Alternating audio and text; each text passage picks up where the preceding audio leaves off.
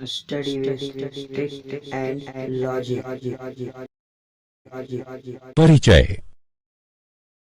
माँ, उस विशाल पहिए को देखो, वह गतिशील है। हाँ, वो विशाल पहिया गतिमान है। गति क्या होती है माँ? गति भौतिक विज्ञान का एक महत्वपूर्ण अध्याय है। इस संसार में हर चीज गतिशील है। वो कैसे? हालांकि वो बहुत कम और बहुत धीरे धीरे गतिमान हो सकती है, लेकिन हर चीज गतिशील होती है। लेकिन मैं तो गतिशील नहीं हूँ। यद्यपि तुम खड़े हुए प्रतीत होते हो, लेकिन पृथ्वी सूर्य के चारों तरफ घूम रही है और सूर्य हमारी आकाश गंगा के चारों तरफ घूम रहा है। गति कभी नहीं रुकती। माँ, मैं गति के बारे में और अधिक जानना चाहता हूँ। कृपया मुझे बताओ। ठीक है, चलो पहले घर चलते हैं, फिर मैं तुम्हें गति के बारे में बताऊंगी। उद्देश्य। इस पाठ के अंत में आप निम्न करने में सक्षम हो जाएंगे। गति को परिभाषित करना, सरल रेखीय गति का वर्णन करना, एक समान गति तथा असमान गति को समझना, चाल की गणना करना, वेग को परिभाषित तथा गणना करना, त्वरण को परिभाषित करना, गति के ग्राफीय प्रदर्शन को समझना, एक समान वृत्तीय गति का वर्णन करना। गति को समझना। गति दर्शक की स्थिति पर निर्भर करती है। उदाहरण के लिए हम देख सकते हैं कि एक वाहन धरातल के सापेक्ष गति में है। विभिन्न दर्शक किसी वस्तु की गति को अपने अनुसार देख पाते हैं।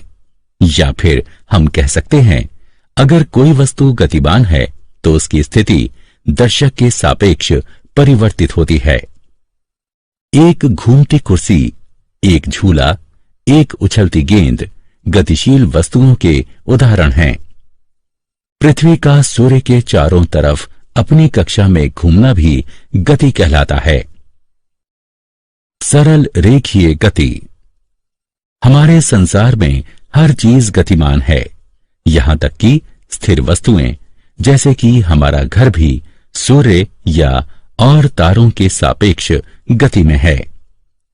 गति पूर्णतः ऊर्ध्वाधर, जैसे कि एक गिरता हुआ पत्थर, पूर्णतः क्षैतिज, जैसे कार का राजमार्ग पर चलना, या तिरछी, जैसे एक हवाई जहाज का रनवे पर एक कोण पर उड़ान भरना होती हैं। किंतु ये एक सरल रेखा में होना चाहिए। जब हम भौतिक विज्ञान में किसी वस्तु की स्थिति को ज्ञात करने की कोशिश करते हैं, तब हम उसकी स्थिति को किसी निर्देश बिंदु से निर्धारित करते हैं। इस बिंदु को मूल बिंदु कहते हैं, जो कि अक्ष का शून्य बिंदु होता है, एक्स, वाई या जेड। हम किसी वस्तु की स्थिति का अंकीय प्रदर्शन उसको निर्देश बिंदु के धनात्मक दिशा या ऋणात्मक दिशा में रखकर करते हैं। उदाहरण के लिए एक कण को x बराबर 10 मीटर रखते हैं।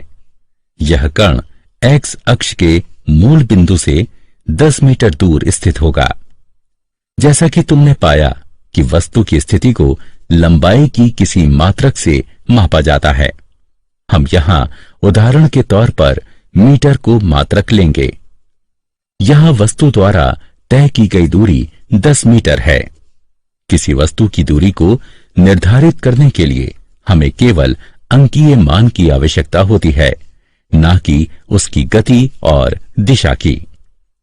किसी भौतिक राशि का अंकीय मान उसका परिमाण होता है। वस्तु की प्रारंभिक एवं अंतिम स्थिति के बीच की न्यूनतम दूरी को वस्तु का विस्थापन कहते हैं। एक समान गति तथा असमान गति। एक समान गति तथा असमान गति को समझने के लिए एक उदाहरण लेते हैं। इस सारणी यानी तालिका को देखो। यह कार ए द्वारा तय की गई दूरी है। माना कि 0 सेकंड में ये 0 मीटर दूरी तय करती है। 5 सेकंड में ये 10 मीटर तय करती है, 10 सेकंड में ये 20 मीटर दूरी तय करती है, इत्यादि। या हम कह सकते हैं कि हर 5 सेकंड में कार 10 मीटर दूरी तय करती है, क्योंकि ये समान समय अंतराल में समान दूरी तय करती है, तो उसकी गति को एक समान गति कहते हैं। अब कार बी को देखो। कार बी 5 सेकंड में 5 मीटर दूरी तय करती है, 10 सेकंड में ये 15 मीटर दूरी तय करती है, 15 सेकंड में ये 20 मीटर दूरी तय करती है। हमने देखा कि कार बी समान समय अंतराल में समान दूरी तय नहीं करती, तो उसकी गति को असमान गति कहते हैं। चाल। क्या तुम विभिन्न चाल से चल रही दो समान वस्तुओं में अंतर बता सकते हो? जैसा कि हम सब जानते हैं कि समान समय में वो वस्तु अधिक दूर जाती है जो कि तेज चलती है या तेज चाल से चलती है, बजाय उस वस्तु के जो धीरे चलती है। चाल में दूरी एवं समय दोनों साथ साथ होते हैं। तेज का मतलब या तो दूर, ज्यादा दूरी, या जल्दी यानी कम समय से होता है। किसी वस्तु की चाल को दुगना करने का मतलब होता है कि समान समय में दुगनी दूरी तय करना। किसी वस्तु की चाल को दुगना करने का मतलब निर्धारित दूरी के लिए आवश्यक समय को आधा करना भी होता है। वस्तु द्वारा इकाई समय में तय की गई दूरी के उपयोग से उस वस्तु की गति की दर प्राप्त की जा सकती है। चाल का मात्रक मीटर प्रति सेकंड होता है। इसे इस चिन्ह द्वारा प्रदर्शित किया जाता है। अधिकतर अवस्थाओं में वस्तुएं असमान गति में होती हैं, इसलिए हम उन वस्तुओं की गति की दर को उनकी औसत चाल के रूप में व्यक्त करते हैं। वस्तु की औसत चाल उसके द्वारा तय की गई कुल दूरी को कुल समय अवधि से भाग देकर प्राप्त की जा सकती है। यदि एक वस्तु t समय में s दूरी तय करती है तो इसकी चाल v बराबर s/t होगी। दिशा के साथ चाल। एक निश्चित दिशा में चाल को वेग कहते हैं। किसी वस्तु की चाल व्यक्त करती है कि वह कितनी गति से चल रही है, जबकि वेग वस्तु की चाल एवं दिशा दोनों को दर्शाता है। एक समान वेग के लिए वस्तु को नियत चाल से निश्चित दिशा में चलना चाहिए। इसकी गणना औसत चाल की गणना के समान ही होती है। औसत वेग को प्रारंभिक वेग और अंतिम वेग के अंकगणितीय माध्य के द्वारा प्राप्त किया जा सकता है। औसत वेग बराबर प्रारंभिक वेग जमा अंतिम वेग बटे 2। गणितीय रूप में VAV बराबर U जमा V बटे में 2, जहां VAV औसत वेग है, U प्रारंभिक वेग है तथा V वस्तु का अंतिम वेग है। चाल तथा वेग दोनों का मात्रक समान अर्थात मीटर प्रति सेकंड होता है। वेग में परिवर्तन की दर। वस्तु के प्रति इकाई समय में वेग परिवर्तन की माप को त्वरण कहते हैं। एक दिशा में त्वरण वस्तु की गति के बढ़ने या घटने का माप है। त्वरण वेग के परिमाण एवं दिशा में परिवर्तन की दर को व्यक्त करता है। त्वरण का मात्रक मीटर प्रति वर्ग सेकंड है। वस्तु के प्रति इकाई समय में वेग परिवर्तन की माप है, अर्थात त्वरण समय अवधि में वेग परिवर्तन के बराबर होता है। यदि एक वस्तु का वेग प्रारंभिक वेग u से t समय में बदलकर v हो जाता है तो त्वरण a निम्न होगा, a बराबर v घटा u बटे में t। एक समान या नियत परिमाण वाले त्वरण एक प्रकार की गति होती है जिसमें इसका वेग समान समय अंतराल में समान रूप से बदलता है। दूसरी ओर यदि एक वस्तु का वेग असमान रूप से बदलता है तो वो असमान त्वरण से चलती है। उदाहरण, चलो एक रेसिंग कार का उदाहरण लेते हैं। यह प्रारंभ से अंतिम तक 10 मिनट या 0.17 घंटे में 23 किलोमीटर दूरी तय करती है। हमको इसकी औसत चाल तथा औसत वेग की गणना करनी है। हमें पता है कि औसत चाल तय की गई कुल दूरी को कुल समय अवधि से भाग देकर प्राप्त किया जा सकता है। अर्थात औसत चाल 23 किलोमीटर दूरी को 0.17 घंटे से भाग देने पर 135.29 किलोमीटर प्रति घंटे के बराबर आएगा। उसी प्रकार से औसत वेग कुल विस्थापन को कुल समय अवधि से भाग देकर प्राप्त किया जा सकता है। जैसा कि हम चित्र में देख सकते हैं कि कुल विस्थापन 4 किलोमीटर है। इसीलिए औसत वेग 4 किलोमीटर को 0.17 घंटे से भाग देने पर 23.53 किलोमीटर प्रति घंटे के बराबर आएगा।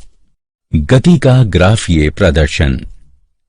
एक ग्राफ दो प्रकार के आंकड़ों में संबंध का चित्रीय प्रदर्शन है, जिसमें एक प्रकार के आंकड़े निर्भर चर तथा दूसरे प्रकार के आंकड़े स्वतंत्र चर होते हैं। विस्थापन। क्योंकि विस्थापन एक निर्भर भौतिक राशि है, इसलिए समय ग्राफ में इसको y अक्ष पर प्रदर्शित किया जाता है तथा समय स्वतंत्र राशि है, अतः इसे x अक्ष पर प्रदर्शित किया जाता है।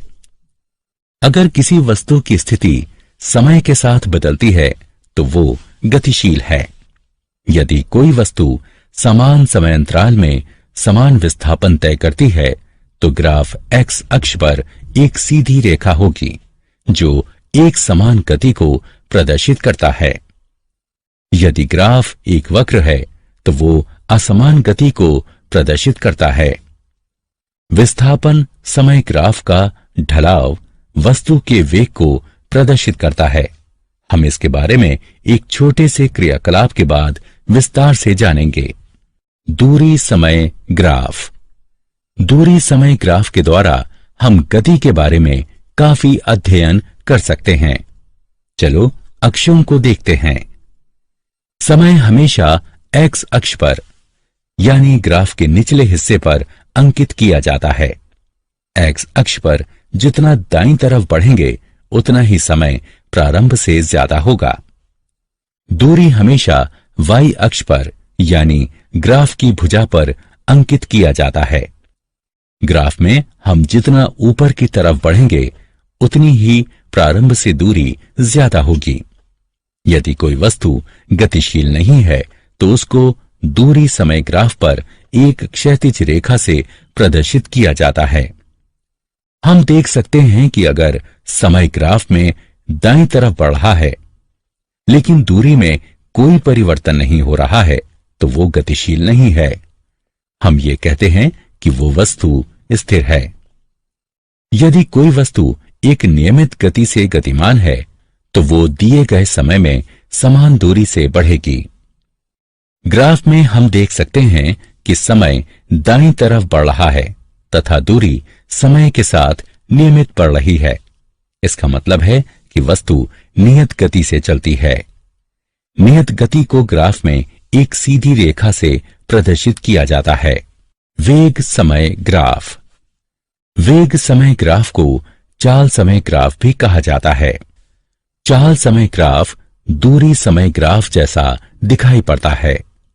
समय x अक्ष पर अंकित किया जाता है। चाल या वेग हमेशा y अक्ष पर अंकित किया जाता है। चाल समय ग्राफ पर एक सरल क्षैतिज रेखा दर्शाती है कि चाल नियत है, अर्थात ये समय के साथ बदल नहीं रही है। जब ग्राफ बढ़ती चाल को दर्शाता है तब गतिशील वस्तु त्वरित हो रही है। जब ग्राफ घटती चाल को दर्शाता है तब गतिशील वस्तु मंदित हो रही है। यह वस्तु के असमान त्वरित गति का वेग समय ग्राफ है। ग्राफीय विधि से गति के समीकरण। गति के 3 समीकरण निम्नलिखित हैं।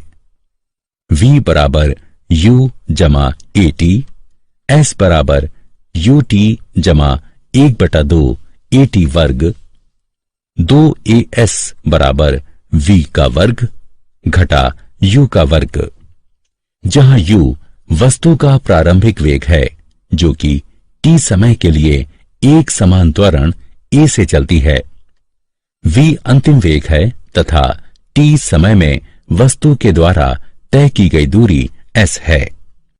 पहला समीकरण वेग एवं समय में संबंध व्यक्त करता है।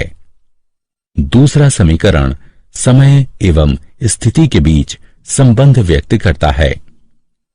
तीसरा समीकरण वेग एवं स्थिति के बीच संबंध व्यक्त करता है, जिसे पहले तथा दूसरे समीकरण से प्राप्त किया जा सकता है।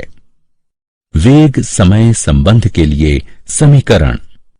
कोई वस्तु जो कि एक सरल रेखा में एक समान वेग से चल रही है, माना कि समय t बराबर 0 पर इसका एक समान त्वरण a है, जबकि इसका प्रारंभिक वेग u है। त्वरण के परिणाम स्वरूप इसका वेग t समय में बढ़कर v यानी अंतिम वेग हो जाता है तथा t समय में वस्तु s दूरी तय करती है। चित्र वस्तु की गति के वेग समय ग्राफ को दर्शाता है। vt ग्राफ का ढलाव गतिशील वस्तु का त्वरण दर्शाता है। अतः त्वरण बराबर ढलाव बराबर ab बराबर bc बटे ac बराबर v घटा u बटे t घटा o, अथवा a बराबर v घटा u बटे t, v घटा u बराबर at, v बराबर u जमा at, जो कि गति का पहला समीकरण है। समय स्थिति संबंध के लिए समीकरण। माना कि कोई वस्तु t समय में a त्वरण से s दूरी तय करती है। वस्तु के द्वारा तय की गई दूरी वेग समय ग्राफ में घिरे क्षेत्र द्वारा प्राप्त की जाती है। अतः तय की गई दूरी s बराबर समलंब ABDO का क्षेत्रफल बराबर आयत ACDO का क्षेत्रफल जमा DABC का क्षेत्रफल बराबर OD गुणा OA जमा 1/2 BC गुणा AC बराबर T गुणा U जमा 1/2 V घटा U गुणा T।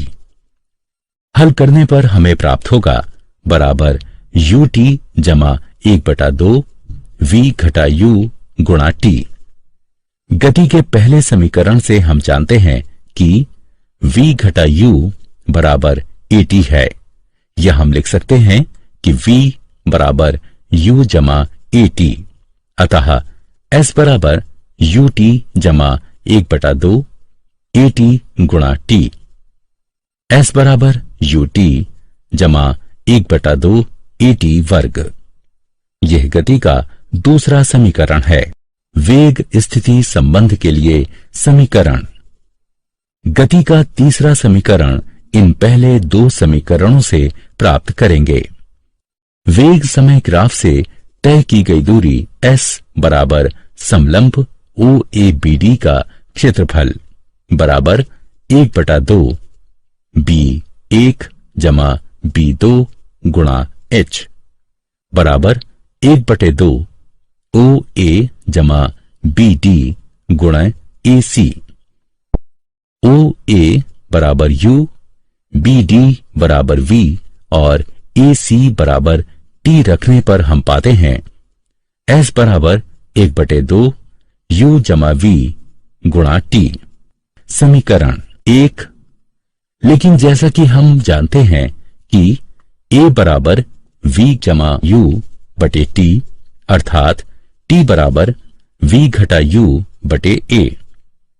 T का दिया हुआ मान दिए गए समीकरण 1 में रखने पर हम पाते हैं V वर्ग माइनस U वर्ग बराबर 2AS, 2AS बराबर V जमा U, V घटा U। सूत्र a वर्ग घटा b वर्ग बराबर a जमा b, a घटा b का उपयोग करके हम पाते हैं v जमा u, v घटा u बराबर 2as, v वर्ग घटा u वर्ग बराबर 2as। यह गति का तीसरा समीकरण है। एक समान वृत्तीय गति। किसी वस्तु का एक वृत्तीय पथ पर एक समान चाल से घूमने को एक समान वृत्तीय गति कहते हैं। वस्तु की घूर्णन अक्ष से दूरी हमेशा एक समान रहती है। जब कोई वस्तु एक वृत्त में घूमती है तो उसकी दिशा निरंतर बदलती रहती है। हिंडोला एक समान वृत्तीय गति का एक उदाहरण है। उपग्रह जैसे कि कृत्रिम उपग्रह या चंद्रमा जो पृथ्वी की कक्षा में घूम रहे हैं, उनकी गति एक समान वृत्तीय गति जैसी है। ग्रह जो सूर्य की कक्षा में घूम रहे हैं, उनकी गति एक समान वृत्तीय गति जैसी है। क्या आप जानते हैं सर आइजैक न्यूटन सदी के सबसे प्रभावी वैज्ञानिकों में से एक हैं।